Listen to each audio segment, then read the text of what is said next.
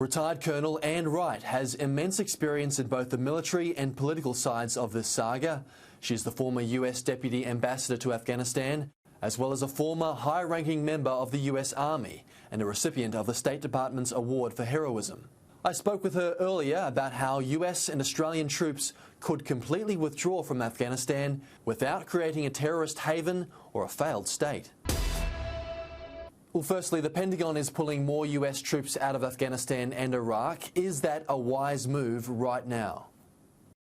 Well, of course, people bring up what will happen if we reduce down to take 2,000 more troops out of Afghanistan and bring it down to 2,500. Well, my question is, what have we accomplished with the 4,500 that have been there?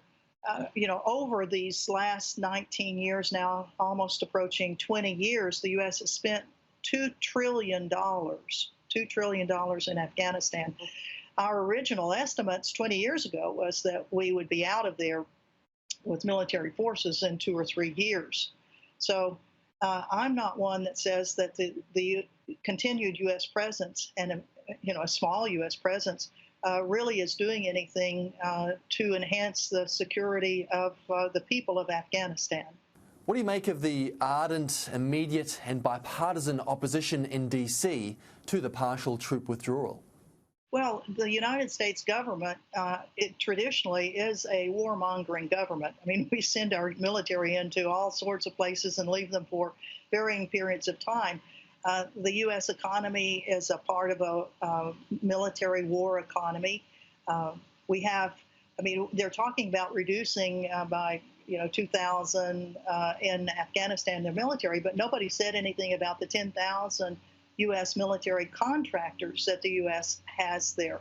It's big business, war business, and the $2 trillion the U.S. has spent there are thousands of contracts that are still going on in Afghanistan now, and that comes into play with our congressional leaders, many of whom get big subsidies, big campaign donations from the companies that gain a lot or get their contracts from the U.S. government. Well, Senate Leader Mitch McConnell said the mission in both countries isn't over, saying terrorist groups would gain a greater foothold if the U.S. left. Is there actual evidence to support that claim? Well, right now the Taliban has over 60% of the territory of Afghanistan. And when they had the territory of Afghanistan before, they allowed al-Qaeda and bin Laden to be there. There are al-Qaeda elements that are there right now. There are ISIS elements, all of which I deplore. Whether or not 4,500 or maybe down to 2,500 U.S. military are going to make any difference, I would question that. Well, this might sound a bit idealistic of a question to ask, but do you think that we are beyond the era of such forceful U.S. interference?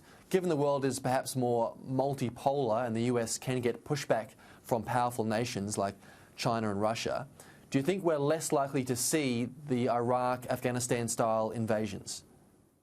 Well, I would hope we are less likely to see the U.S. using invasions and occupations, but I wouldn't put it past the U.S. government, no matter what administration is in power.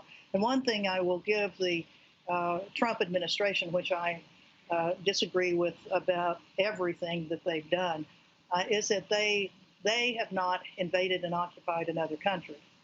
We do have troops that are in Syria with the ISIS issues, but as far as another invasion and occupation, we haven't seen that, and I certainly hope that the Biden administration will not go back to the old ways and thinking that we can use military force to resolve these issues.